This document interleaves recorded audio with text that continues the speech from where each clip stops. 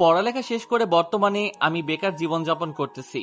শুধু বেকাররাই বুঝে বেকার জীবন কতটা কষ্টের। তাই কিছুদিন আগে এক বন্ধুকে বলেছিলাম যে কোনো একটা চাকরির খোঁজ দিতে। তাই সে আজকে সকালে আমাকে ফোন দিয়ে একটা কোম্পানির ঠিকানা দিল আর বলল গিয়ে ইন্টারভিউ দিয়ে আসতে। ওর কথা মতো সকালে আমি বেরিয়ে পড়লাম আমার গন্তব্য পথে। বাসার সামনে একটা বাসা পেয়ে গেলাম। সেখানে উঠে বসে পড়লাম জানালার পাশের সিটটায়। কানে হেডফোন লাগিয়ে আমি গান শুনতেছিলাম। এমন সময় শুনতে পেলাম কেউ আমাকে ডাকছে। আমি ঘুরেই তো বড়সড় একটা ক্রাশ খেলাম, কারণ পরীর মতো একটা মেয়ে আমার সামনে দাঁড়িয়ে আছে। তা দেখে আমি বললাম, কি চাই আপনার? সিটটা। মানে? জানালার পাশের সিটটাতে আমি বসবো, তাই আপনি আমার সিটটাতে বসেন। না ম্যাম, আমি পারবো না। প্লিজ ভাইয়া। হবে না, হবে না, বুঝছেন? আমার আবার একটু ভাব বেশি। বুঝেছি, সোজা কথায় উঠবেন না, তাই রাস্তাটা একটু বাঁকা করতে হবে। কি করবেন আপনি শুনি? যদি আপনি না উঠেন তাহলে আমি সব মানুষকে বলে দিব আপনি আমার গায়ে হাত দিতে চাইছেন। আরে আরে থামেন, এই যে বসেন আপনি, আমি অন্য সিটে গিয়ে বসি। না, আমার পাশেই বসতে হবে আপনাকে। কেন বসবো? আমি বলছি তাই, না হলে কিন্তু সবাইকে ওই কথাটা বলে দিব। আরে না না, এই তো বসছি। বলেই আমি ওর পাশের সিটেই বসে পড়লাম। কিছু দূর যাওয়ার পরে মেয়েটাই নীরবতা ভেঙে বলল, এই যে মিস্টার। আমি আবির। জি বলুন। আমি মিম। আপনার পাশে এত সুন্দর একটা মেয়ে বসে আছে, কোথায় একটু লাইন মারার চেষ্টা করবেন, কিন্তু আপনি তো দেখছি কথাই বলছেন না। আমি মেয়েদের সাথে কথা কম বলি। ও, তা কোথাও যাচ্ছেন মনে হয়। হুম, চাকরির ইন্টারভিউ দিতে। ও ভালো কথা, তা কোন company? Chowdhury group of industry. ও, তা আপনি কি গাড়ি ড্রাইভ করতে পারেন? সেটা আপনাকে কেন বলতে যাব? ভাই তো এটাও জিজ্ঞেস করতে পারে, তাই না? ওই, আপনি কি আমার ভাইবা মাস্টার নাকি যে এত কথা বলতেছেন? হতেও তো পারি, তাই না? আপনার ফালতু কথা বাদ দিয়ে একটু চুপ করে থাকুন তো। ওকে, থামলাম। তবে আপনার সম্পূর্ণ পরিচয়টা দেয়া যাবে কি? হুম, আমি রবিউল ইসলাম রবি। এবার মাস্টার্স কমপ্লিট করেছি। বাড়ি রংপুর। মিমের সাথে কথা বলতে বলতে আমি আমার জায়গায় এসে আমি নেমে পড়লাম। দেখলাম মিমও নেমে পড়ল। মিম একটা প্রাইভেট কারে উঠে চলে গেল। মিমের চলে যাওয়াতে আমার মনটা একটু হলেও খারাপ হয়ে গেল, কারণ মিমের ভয়েসটা ছিল অনেক সুন্দর আর দেখতেও সুন্দর। এক কথায় আমার মনের মতো একটা মেয়ে। যাই হোক, এসব ভাবতে ভাবতে আমি কোম্পানিতে এসে পড়লাম। বিশাল বড় একটা কোম্পানি, অনেক লোক আসছে ভাইবা দিতে। অনেকক্ষণ বসে থাকার পর আমার ডাক আসলো। আমি উঠে স্যারের রুমের দিকে পা বাড়ালাম। ভিতরে যাওয়ার আগে বললাম, আসতে পারি? জি, আসুন। আমি ভিতরে ঢুকে সামনের দিকে তাকাতেই হা হয়ে গেলাম, কারণ সেখানে বসে আছে আমার সাথে বাসে আসা মিম। আমার এমন অবস্থা দেখে মিম বলল, কি মিস্টার রবি, ওখানেই দাঁড়িয়ে থাকবেন নাকি সামনে আসবেন? এগিয়ে গিয়ে বললাম, জি ম্যাম। বসেন। Thank you ma'am. মিমের পাশে একটা পুরুষ মানুষ বসে আছে। ওনাকে মিম বলল, বাবা, তুমি একটু বাইরে গিয়ে ঘুরে আসো। ওকে মাই সুইট হার্ট, তুমি থাকো, আমি গেলাম। বলেই স্যার চলে গেল। আর তখনই মিম বলল, কি রবি সাহেব, গাড়ি ড্রাইভ করতে পারেন তো? হ্যাঁ ম্যাম, পারি, কিন্তু আমি তো ড্রাইভার হতে আসি নাই। সেটা ঠিক আছে, তবে আপনার ওই চাকরিটার বেতন কত সেটা জানেন তো? হ্যাঁ ম্যাম, 25,000 টাকা। আমি আপনাকে 40,000 টাকা দেব ড্রাইভারের জন্য। আমি মিমের কথায় রাজি হয়ে গেলাম, কারণ আমার টাকার দরকার ছিল। আচ্ছা রবি, শোনো, আমরা দুজন দুজনকে তুমি করে ডাকবো। না মানে ম্যাম। নো ম্যাম, বলো মিম। ওকে মিম। আর শোনো, তুমি তো মাস্টার্স করেছো, তাই একটু ভালো বুঝবে। কালকে আবু বিদেশে যাবে, তাই ব্যবসাটা আমরা দুজনেই দেখব। Okay ma'am. না মানে, ওকে মিম। আর শোনো, আজকে থেকে তুমি আমাদের বাসায় থাকবে। কিন্তু আমি তো থাকার জন্য বাসা ঠিক করেছি। ওটা বাদ, চলো এখন বাসায় যাব। আর তোমার যা যা লাগে দুপুরে এসে কিনে নিয়ে যাবে। আমি মিমের সাথে বাড়িতে এসে ওদের বাড়ির সামনে নামলাম। বিশাল বড় বাড়ি ওদের। আমি ধীরে ধীরে ওদের বাড়ির দিকে হাঁটা দিলাম। আমি বাড়িতে ঢুকতেই তো অবাক হয়ে গেলাম, কারণ সেখানে বসেছিল আমার বাবা। বাবাকে দেখে আমি এগিয়ে গিয়ে বললাম, আব্বু তুমি এখানে? কেন, আমি বুঝি আসতে পারি না এখানে? আরে সেটা বলতেছি না, তুমি স্যারকে চেনো কিভাবে? আরে পাগল, তোর স্যার আমার বন্ধু হই, বুঝলি? হুম। আর ওকে বলে আমি তোর চাকরির ব্যবস্থা করে দিলাম। হুম, বুঝলাম। আচ্ছা কামাল, আমি এখন যাই। রবি আজ থেকে এখানেই থাকবে। আমার স্যারের নাম হচ্ছে কামাল। আর আমরা কিন্তু তেমন গরিবও না, আমাদের নিজস্ব ব্যবসা আছে। আমি যেন সারাদিন ঘুরে বেড়াতে না পারি, তাই আব্বু এই ব্যবস্থা করে দিছে। বলেই আব্বু চলে গেল। আমি আমার রুমে গিয়ে ড্রেস পাল্টে এসে রাতে খাবার খেলাম। খেয়ে এসে আমি রুমে বসে বসে ফোন টিপতেছি, এমন সময় মিম আমার রুমে আসলো। আরে ম্যাম আপনি? কেন, আসতে পারি না বুঝি? আরে অবশ্যই আসতে পারেন, বসেন ম্যাম। তোমাকে কিন্তু এবার খুন করে ফেলবো। আরে কেন ম্যাম, আমার ভুলটা কি? তোমাকে না আমি বলছি আমাকে ম্যাম বলবা না, আর আমি তোমার থেকে ছোট, তাই নাম ধরে ডাকবা। কিন্তু আপনি তো আমার ম্যাডাম, আপনার কোম্পানিতে আমি সামান্য কিছু টাকার চাকরি করি। ওই, তোমার কাছে আমি ওই কথা শুনতে চাইছি? না। তাহলে যেটা বললাম সেটা যেন মনে থাকে। কিন্তু তবুও। কোনো কিন্তু নাই। আর হ্যাঁ, আমি এখন যাই, কালকে সকালে কথা হবে। Okay ma'am. Sorry, good night Mim. মনে থাকে জানো, গুড নাইট। বলেই মিম চলে গেল। আর আমি বসে বসে ভাবতেছি, এটা মেয়ে না ডাকাত রে ভাই। কারণ যখন মিম রাগ করে মনে হয় তখন মিমের চোখ দিয়ে রক্ত বের হচ্ছে। যাই হোক, এইসব ভাবতে ভাবতে ঘুমিয়ে পড়লাম। সকালবেলা কারো নরম হাতের স্পর্শ পেলাম আমার মুখের মধ্যে। চোখ খুলতে দেখতে পেলাম মিম আমার নাকটা ধরে টানতেছে। এটা দেখে আমি মিমকে বললাম, আরে কি হলো, আমার নাকটা টানতে টানতে বড় করে দিবে নাকি? দেবই তো, কারণ সেই কখন থেকে ডাকতেছি আর মহারাজ আরো বেশি করে ঘুমাইতেছে। নাক বড় হলে আমাকে তো আর তখন কেউ বিয়ে করবে না, তখন আমার কি হবে? কেউ করবে কিনা জানি না, তবে আমি তো করবই। মানে? কিছু না, গাধা একটা। ওই, আমাকে গাধা বলবা না বলে দিলাম। ওকে, বলবো না। এখন ফ্রেশ হয়ে আসো, এক জায়গায় যাব। এত সকাল সকাল কেন? বিএফ এর সাথে দেখা করবে নাকি? থাপ্পড় খেয়ে অবাক হয়ে গেলাম, কারণ সামান্য একটা কথার জন্য মিম আমাকে থাপ্পড় মারলো। আমার এমন অবস্থা দেখে মিম বলল, আমার যদি বিএফ থাকতো তাহলে তোমাকে লাগতো না। সরি, আমার ভুল হয়ে গেছে। ওকে, বাদ দাও সব, এখন যাও তো, ফ্রেশ হয়ে খেতে আসো। ওকে। বলে আমি ফ্রেশ হয়ে খেতে আসলাম। খাওয়া শেষ করে মিম আর আমি বাড়ি থেকে বের হলাম। আমি ড্রাইভ করতেছি আর মিম আমার পাশে বসে আছে। সত্যি বলতে কি, আমার অন্যরকম একটা ভালো লাগা কাজ করছে। কিছুক্ষণ পরে মিম নীরবতাটা ভেঙে বলল, আচ্ছা রবি, তুমি কখনো প্রেম করো নাই? হা হা হা হা। হাসালে আমাকে। হাসো কেন? কারণ আমার মতো দেখতে খারাপ চেহারার ছেলেকে ভালোবাসবে আবার কে? ওই, তোমাকে কে বলছে যে তুমি দেখতে খারাপ? কেউ অবশ্য বলে নাই। তাহলে যে বললা খারাপ? ভালো হলে তো যে কেউ প্রেমে পড়তো, তাই না? পারে নাই সেটাও অবশ্য আমার জন্য ভালো। সত্যি কথা বলতে কি, তুমি সত্যিই দেখতে অনেক সুন্দর। ও তাই? তাহলে তো তোমাকে ধন্যবাদ দেওয়া লাগে, কারণ একজন হলেও আমাকে ভালো বললো। হয়েছে, আর পাম দিতে হবে না, ওই সামনের জায়গাটাতে দাঁড় করাও। ওকে। গল্প করতে করতে আমরা দুজন অনেক দূরে চলে এসেছি। পরে ওই জায়গায় গিয়ে গাড়ি পার্কিং করে আমি তো ভিতরে ঢুকেই অবাক, কারণ ওখানে আমার দুজন ক্লোজ বন্ধু রয়েছে। তার মধ্যে জয়া নামের বান্ধবীটা আবার আমাকে ভালোবাসতো। যাই হোক, এসব ভাবতে ভাবতে ওদের কাছে গিয়ে বললাম, কি রে, তোরা এখানে কেন?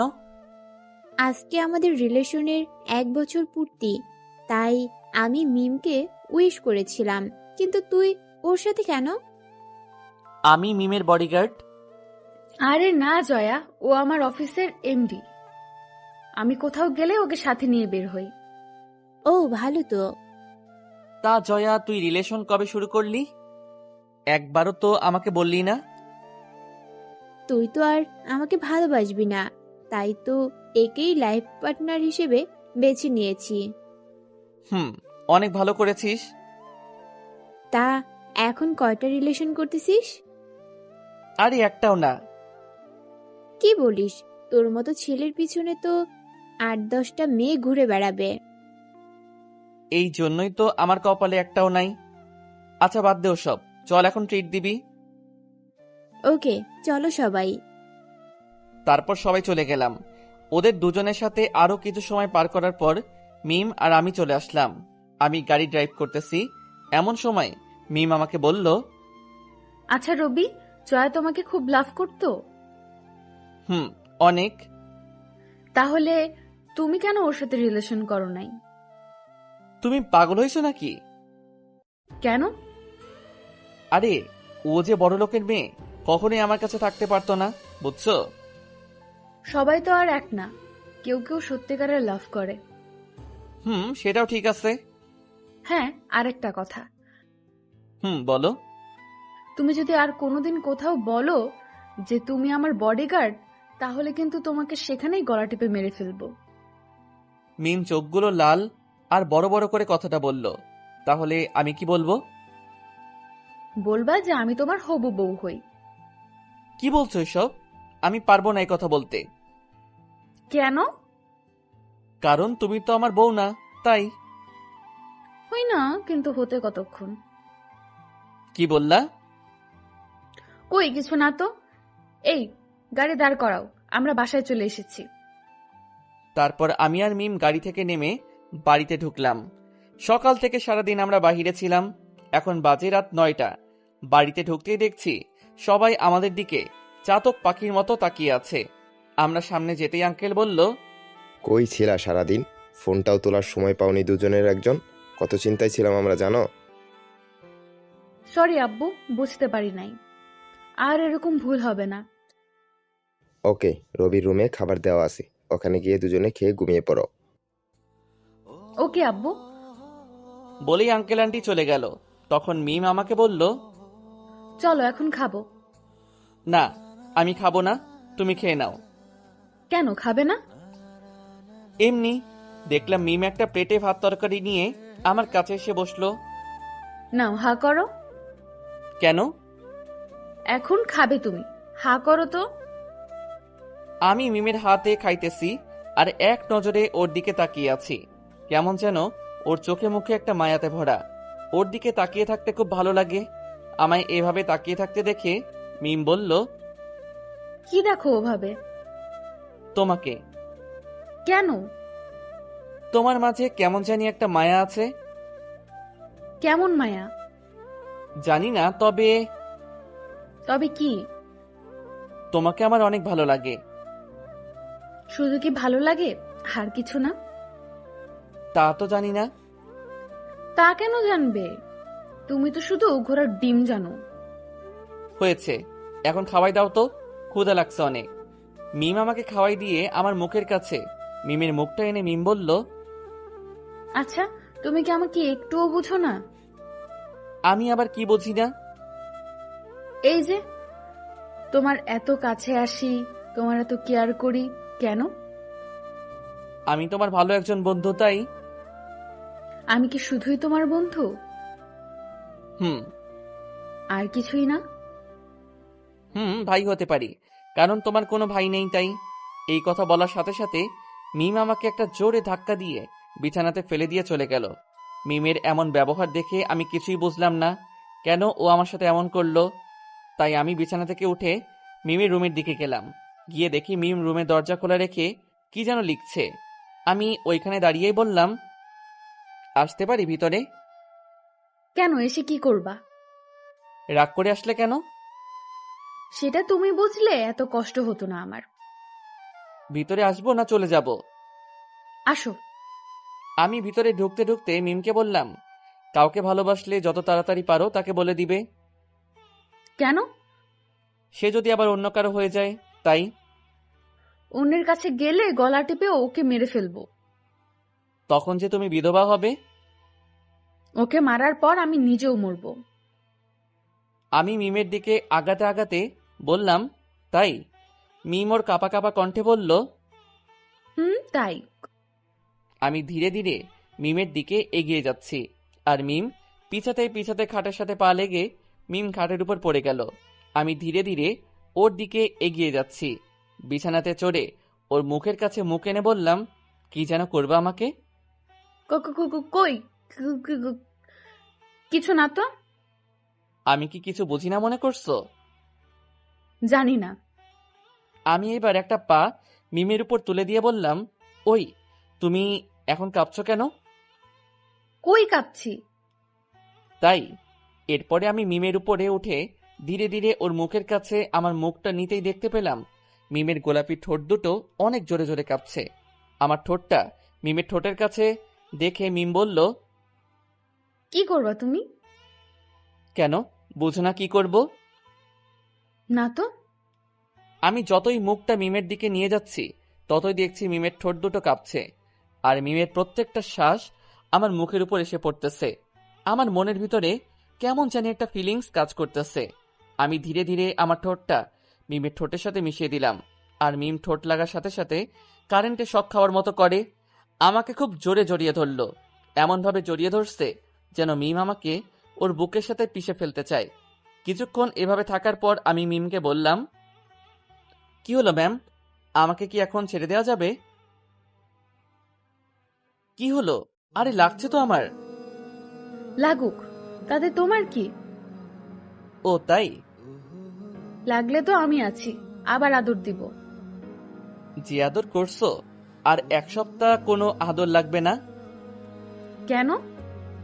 তোমার যে ওজন আর তোমার দাঁত দিয়ে আমার ঠোঁটের যে অবস্থা করছো, তাই আর কোনো আদর লাগবে না আমার। তাই না? এই কথা বলার সাথে সাথে মিম আমাকে ওর উপর থেকে নামিয়ে দিয়ে মিম আমার উপর চড়ে বসে বলল, ওই কি বললা তুমি? আমার ওজন বেশি? আমি তোমার ঠোঁটে কামড় দিছি? আরে না, তুমি তো আমাকে আদর করছো। দেখো, আমার পেট ভরে গেছে তোমার আদর খেয়ে। আর একটু দিব নাকি? এখন আর লাগবে না। বেশি মিষ্টি খেলে আবার ডায়াবেটিস হবে। আর যত আদর আছে সব আদর বিয়ের পর দিও। আচ্ছা, বিয়ের পরে দিব কিন্তু। কিন্তু কি? দিনে 3 বার আমাকে রসমালাই দিতে হবে। পড়বো না আমি? কি বললা তুমি? আরে বললাম 3 বার কেন, 1000 বার হলেও তোমাকে রসমালাই দিব। মনে থাকে জানো। মনে থাকবে। ছাড়ো এখন, আমি রুমে যাব। অনেক রাত হয়েছে, ঘুমাবো। আজকে আমার সাথে থেকে যাও না। পাগল হইছো নাকি? আমাদের এখনো বিয়ে হয়নি, তাই নো দুষ্টমি। Bye, good night. বলেই আমি মিমির রুম থেকে বের হয়ে আসলাম।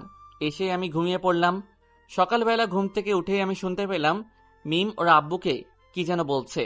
তাই ওটা ভালো করে শোনার জন্য আমি এগিয়ে গেলাম।